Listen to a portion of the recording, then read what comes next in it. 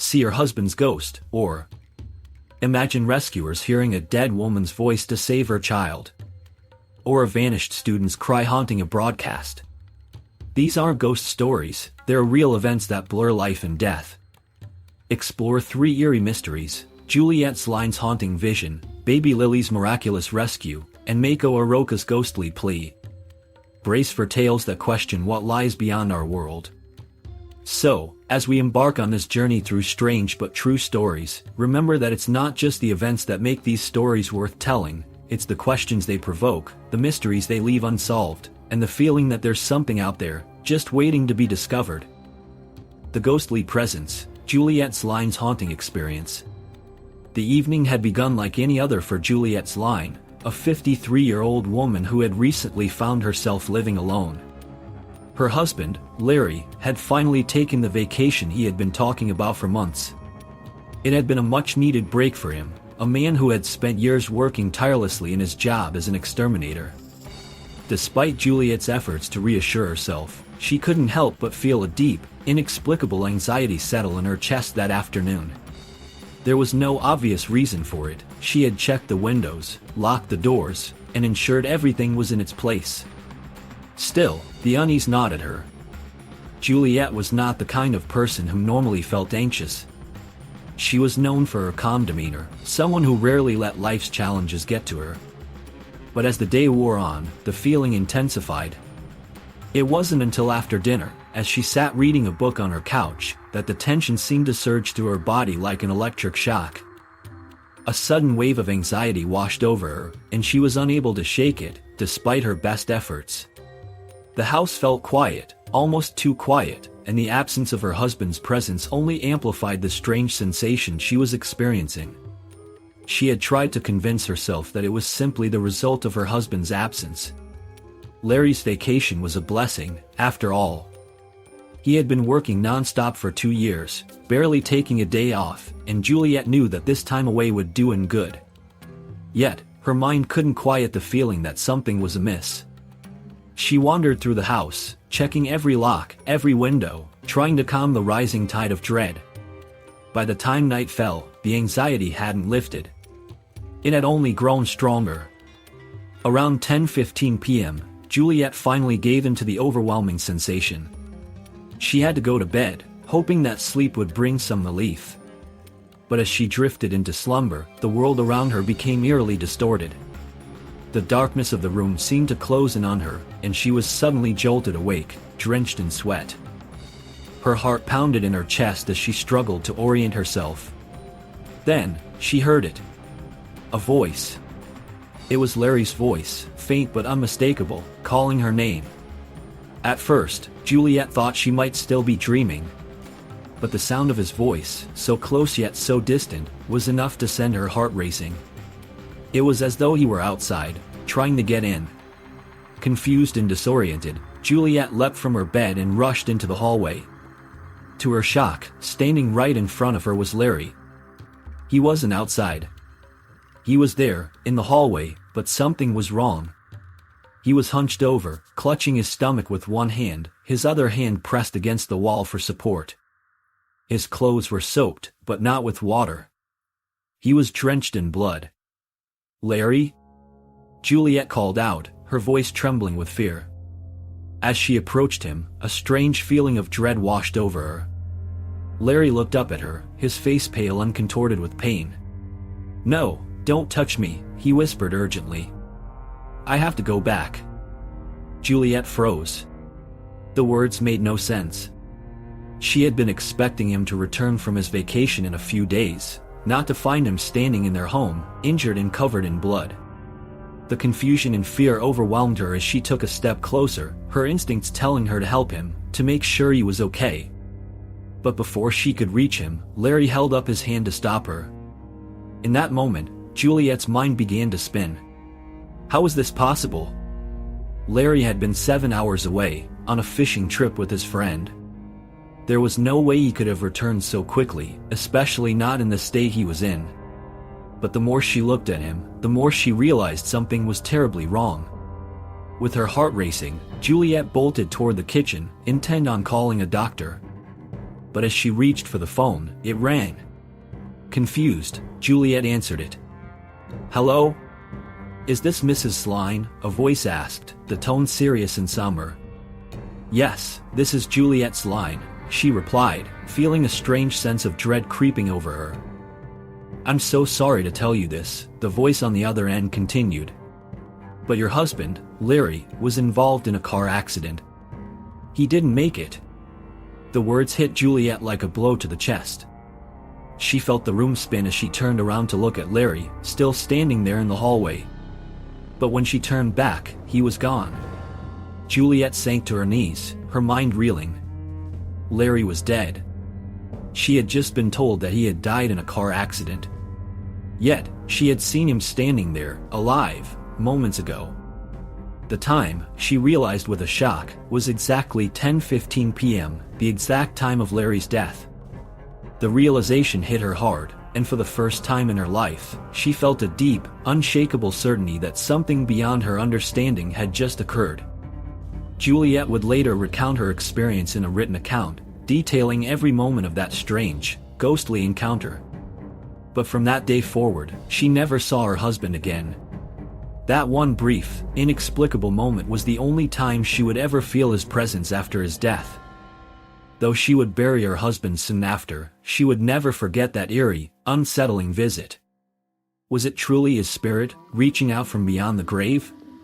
Or was it simply the product of her grief and anxiety, manifesting in a way that defied explanation? The encounter left Juliet forever changed. She could never shake the feeling that there was something more to life, something unseen, that hovered just beyond the grasp of her understanding. It was a haunting experience that would remain with her for the rest of her life, a reminder that the line between the living and the dead is not always as clear as we might think. But as the years passed, Juliet's emotional state became more fragile. The loneliness she had never before experienced seemed to grow heavier, pressing down on her. She found herself often looking out the windows at night, expecting Larry to walk through the door, his voice calling to her in the stillness. It was almost as if she was waiting for another visit, but each day brought only the crushing realization that he was truly gone. The days, weeks, and months wore on, but Juliet couldn't rid herself of that lingering feeling, something unresolved, something left unfinished. Was it just her mind playing tricks on her, or was it something more? She often found herself questioning the reality of what she had seen. Could the human mind truly create such vivid, detailed illusions? Or could it be possible that the boundary between the living and the dead had somehow blurred that night in her hallway? It was as though a door had been cracked open, letting her see into a world that she wasn't supposed to be able to access. A world where spirits could roam, and those left behind might be able to feel their presence long after they were gone. The grief she had initially felt over Larry's passing transformed into a quiet, constant ache, one that could never truly be healed. But it wasn't just the sadness that lingered. There was a strange sense of connection, a sense that something more had occurred, something profound, that had left its mark on her soul. And so, year after year, Juliet would tell the story, her heart still heavy with the memory of that night. Was it a ghostly visitation, a supernatural encounter that defied reason? Or was it simply the powerful grief and anxiety of a woman trying to cope with loss? She would never know for sure.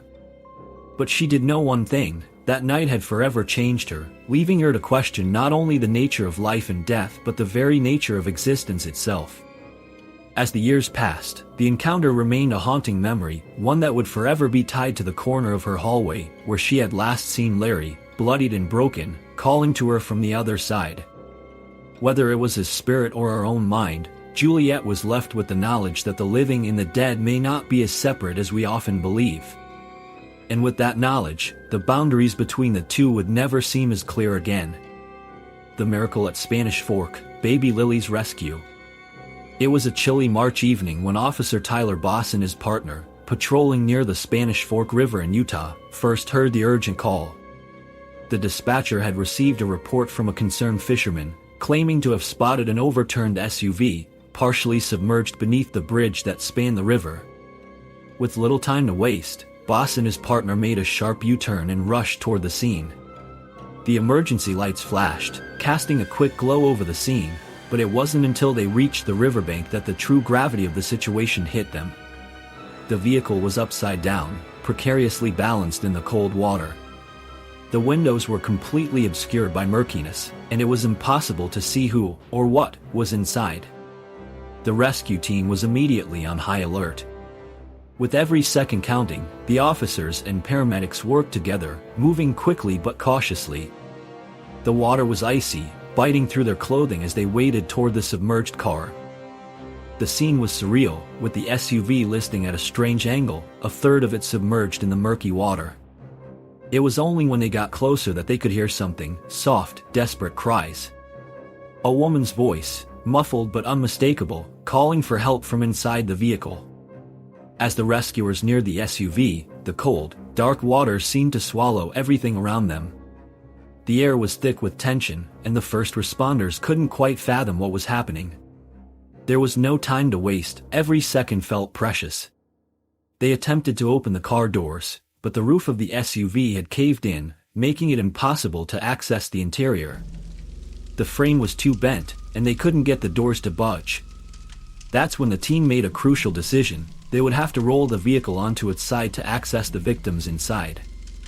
The physical effort was immense, but the firefighters and officers, driven by adrenaline, heaved and strained, slowly righting the SUV in the water. Finally, when they managed to tilt it, the murky windows cleared enough for them to peer inside. That's when they saw it, a baby, dangling upside down in the back seat, still strapped in, and a woman in the front seat, motionless. "There's a baby in here," Boss shouted, his voice sharp and urgent. His words seemed to ignite a renewed strength in the rescuers, and with one final push, the SUV was upright. One of the firefighters immediately climbed up and into the car, carefully cutting the straps that held the baby in place. As the baby was freed, the firefighter handed the child over to Boss, who cradled her tightly, rushing back through the cold water, his heart pounding. There was a heavy weight in Boss's chest, a mix of relief and uncertainty. As he handed the baby off to the paramedics on the shore, the unthinkable happened. The baby moved. It was subtle at first, a slight flutter of her arms. Then her eyes flickered open, and Boss could feel his entire body release the tension it had been holding. She was alive. Against all odds, she was alive. The paramedics quickly took the baby to the hospital, but as Boss turned back to the scene, his heart sank again. The woman in the front seat, the one who had been screaming for help, was still inside. The rescue team was continuing to work, but something was off. Boss could tell by the way the other first responders were acting. There was a hesitation, an unease that he couldn't ignore. It was only after the frantic work subsided and the emergency team gathered that the truth emerged, slowly and shockingly. The woman, who had screamed for help, had already been dead for hours. She had passed away when the SUV had first plunged into the river, her life taken in the crash. Yet, her voice, so desperate, so real, had echoed through the night, guiding the team to the scene. Boss and his colleagues were left stunned, unable to explain the phenomenon. How had they heard the woman's voice if she was already gone? The pieces began to fall into place as the investigation unfolded.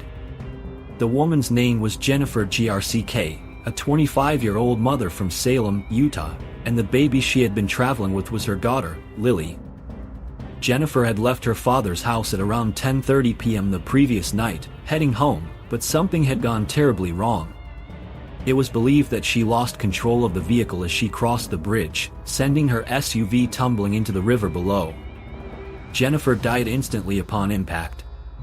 Lily, strapped into her car seat, had miraculously survived, suspended upside down in the vehicle, submerged in freezing water for nearly 14 hours. But what no one could explain was the mysterious voice, the one that had been heard so clearly by the first responders. They had all heard it, as had those watching the rescue operation unfold on the news. "Come save us, please," the voice had cried out. The voice had sounded like Jennifer's, but that was impossible. She was dead. There was no rational explanation for it. When the police and paramedics began piecing together the timeline, something even more baffling came to light. The mysterious voice had been heard at the exact moment the rescuers were struggling to right the SUV. The eerie nature of it made everyone involved question the very reality of what they had experienced. Could the voice have been a manifestation of some supernatural force, reaching out from beyond the grave? Was it a final cry for help, or had something more otherworldly been at play? Despite every attempt to rationalize the situation, the unanswered question remained: who or what had made that voice? The first responders were adamant that they had heard it. To them, there was no denying it. The sound of Jennifer's voice, so desperate and real, had spurred them to action, saving Lily's life. Some suggested it could have been a figment of their collective minds, an auditory hallucination brought on by stress. Others, though, believed it was more than that, convinced that the voice belonged to Jennifer's spirit, reaching out from beyond. The weeks following the incident were filled with media coverage. News outlets from across the country reported on the miraculous survival of baby Lily, but they also delved into the mystery of the voice. Paranormal experts, psychologists, and even skeptics weighed in, offering their own theories, but no one could provide a concrete answer. The voice had come at the exact moment the rescue team needed it most. Was it a coincidence? Or had something truly supernatural intervened to guide the rescuers? As for baby Lily, she survived the crash, though she would carry the scars of that fateful night with her forever. The doctors said that without the intervention of the voice, the rescue operation would have taken longer, and the chances of survival would have been slim. But Lily's story was more than just a miraculous escape. It was a puzzle that no one could fully solve, a mystery that left the rescuers haunted by the question of whether they had been part of something far greater than just a rescue operation. To this day, the voice of Jennifer Grck, calling for help from beyond the grave, remains an unsolved enigma. The miraculous rescue of baby Lily from the Spanish Fork River is a story that continues to captivate, leaving behind a trail of unanswered questions that may never be fully explained. And for those who were involved, the memory of that voice, guiding them through the darkness, will never be forgotten. Mako Aroka, the vanishing and the ghostly voice. The story of Mako Aroka's disappearance is one that sends shivers down the spine, not only because of the eerie circumstances but also due to the chilling coincidences that followed. Mako, a young college student from Amada City, Japan, had a bright future ahead. She worked part-time at an ice cream parlor to save money for a study exchange program in Russia. It was a typical evening on October 26, 2009, when she finished her shift and took her usual route home, a lonely walk through a dense, eerie forest. It was a place that always unsettled her, but she knew it well. Little did anyone know, that night, Mako would vanish without a trace. The initial search efforts focused on the mall where she worked. The ice cream parlor had security footage of her leaving around 9:16 p.m., locking the door behind her, and heading toward the parking lot. However, after she exited the mall, no one saw her again. Her mother became frantic when Mako failed to call her, as promised, once she reached her dorm. The police were soon involved, but the leads were scarce. Despite a widespread search throughout the city, Mako's whereabouts remained a mystery. Days turned into weeks, and the case went cold. It wasn't until November 6, 2009, that the first piece of crucial evidence came to light. A mushroom hunter, walking on a mountain about 15 miles from the mall, made a startling discovery. While scavenging for mushrooms, he stumbled upon something far more macabre, a human head partially buried beneath some leaves. Horrified, he immediately called the police. When they arrived, the remains were confirmed to be Mako's. The head had been so badly beaten that the hunter initially mistook it for a dark-colored mushroom. This grim discovery led the authorities to expand their search to the surrounding forested areas. Over the next few days, more body parts were found scattered throughout the area. The condition of the body suggested that Mako had been violently attacked, strangled, and then dismembered. But who could have committed such a heinous crime?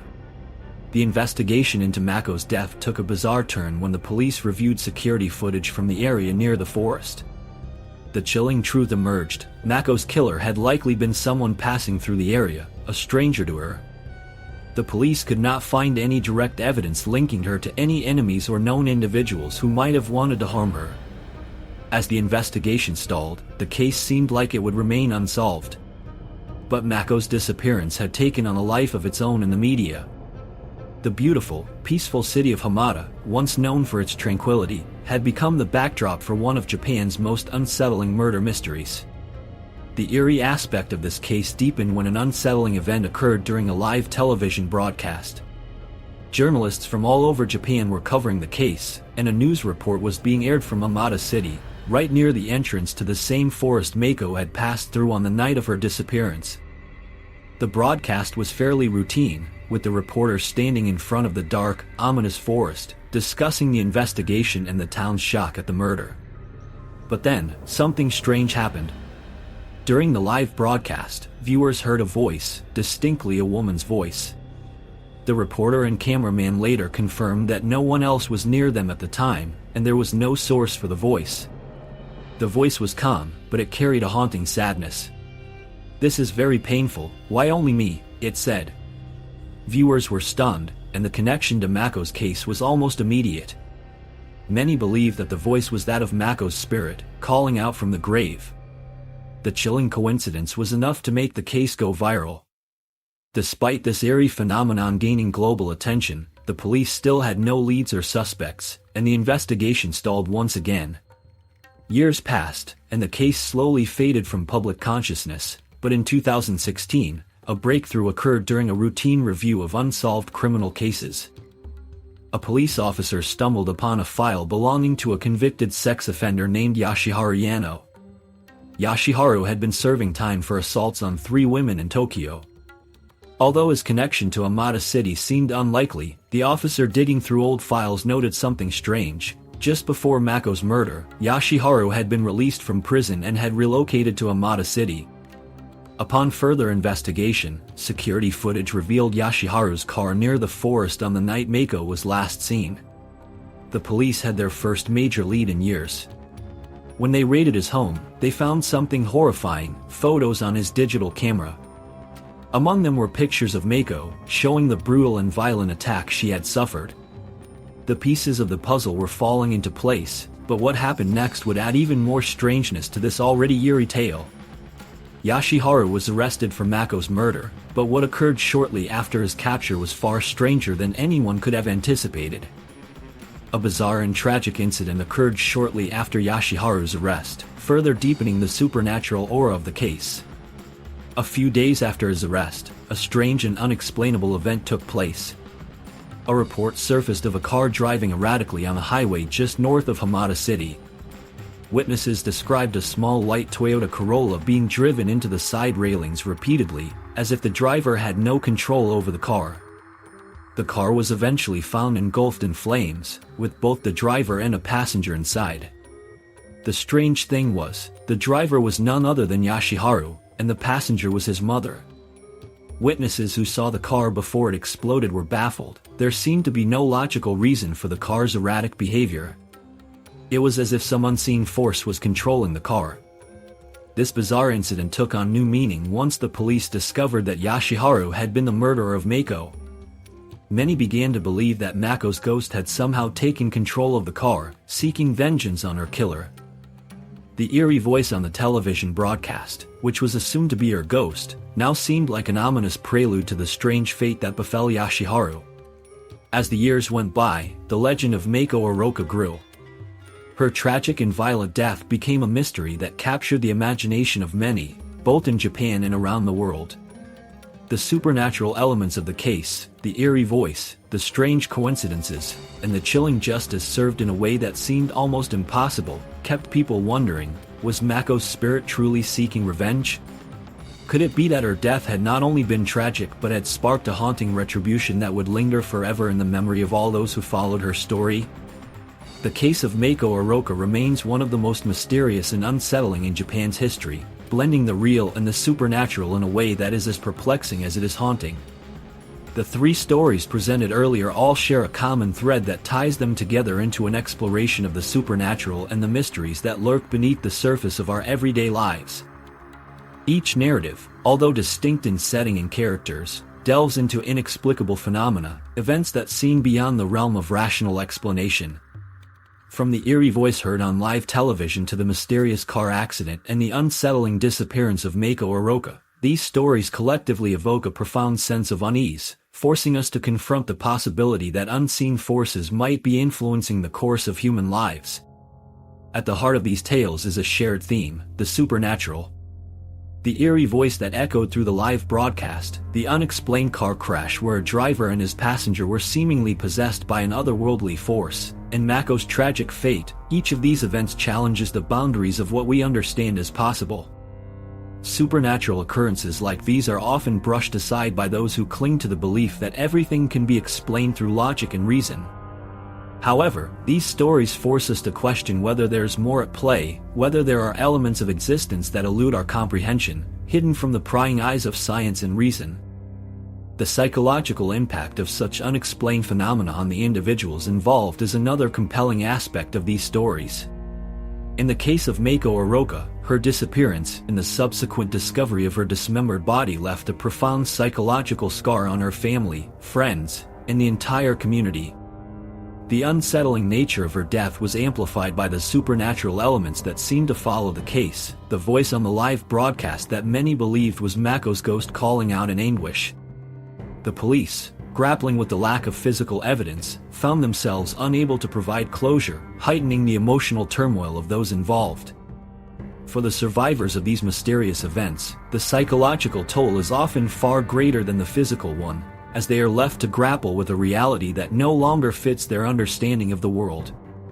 Similarly, the incident involving the haunting voice heard during the live news broadcast raised questions not just about the possibility of ghosts, but about the emotional and psychological impact of such an experience on the audience. For those watching the broadcast, hearing the voice was a moment that shifted their perception of reality, leaving them haunted by the thought that perhaps they had witnessed something far beyond the ordinary. The voice, filled with pain and desperation, seemed to transcend the boundaries of life and death, creating a deep sense of discomfort and leaving viewers questioning their place in the world. These stories also highlight the role that mystery plays in human understanding and culture. Humans have always been drawn to the unknown, to the inexplicable, as it taps into our most primal fears and desires. The allure of the supernatural, the quest for meaning in the face of tragedy, and the drive to solve the mysteries of life and death are themes that have existed throughout human history. They serve as a reminder that there's much we do not know, and that perhaps some questions are meant to remain unanswered. The mysteries that surround these events, from the haunting voice to the tragic deaths, serve as a catalyst for reflection, urging us to contemplate the nature of existence, the afterlife, and the forces that govern our lives in ways we may never fully understand. As we look at these stories, we see that mystery is not merely an element of entertainment or folklore, it is an integral part of the human experience. The unanswered questions, the unexplained phenomena, and the psychological effects they have on those who encounter them shape our worldview in profound ways. Whether we believe in the supernatural or not, these stories force us to confront the limits of our understanding, and perhaps, in doing so, they push us to acknowledge that some things in life remain beyond our grasp. What does it mean when something inexplicable happens? How do we reconcile the logical, structured world we live in with the mysteries that defy explanation? These are the questions that linger, unanswered and unresolved, as we continue our search for meaning in a world filled with the unknown. What if the answers we seek aren't out there in the world, but rather within us, hidden beneath layers of fear, doubt, and curiosity? Perhaps, as these stories suggest, the key to understanding the unseen forces that shape our lives is not in solving the mystery, but in learning to live with it. As we reach the end of these peculiar tales, it's impossible not to reflect on what makes such strange events so captivating. Each story, whether it's a voice from beyond the grave or a mysterious encounter with the unexplained, leaves us questioning the very fabric of reality. The mystery, the supernatural, and the unknown weave together in such a way that they continue to captivate and intrigue us long after the last word has been spoken. These stories defy explanation, yet they stir something deep inside us. What drives our endless fascination with the supernatural? It's clear that the inexplicable holds a magnetic allure. The idea that there are forces at play beyond our comprehension taps into a primal part of the human experience. Whether it's the possibility of ghosts reaching out from the afterlife, or the eerie circumstances that seem to conspire against us, the supernatural promises a world just outside of our understanding. This unknown, teeming with infinite possibilities, stirs the imagination and invites us to venture into realms we can't easily explain or control. The stories we've explored offer tantalizing glimpses into this mysterious world, where every shadow could harbor an unspoken truth, every sound could be the whisper of something greater than ourselves. These strange occurrences serve as a reminder of how little we truly know. For every answer we uncover, there are more questions left unanswered, and it is precisely this uncertainty that keeps us coming back for more. The human mind is drawn to what it cannot easily solve, to the puzzles that don't quite fit together. It is in these gaps of understanding where our curiosity thrives. What are we to make of these inexplicable voices? Or the tragic deaths that leave behind nothing but questions and shattered lives? These unanswered questions are what keep us captivated. But it's not just the events themselves that intrigue us, it's the emotional and psychological impact they have on the people involved. How do we process the unexplainable?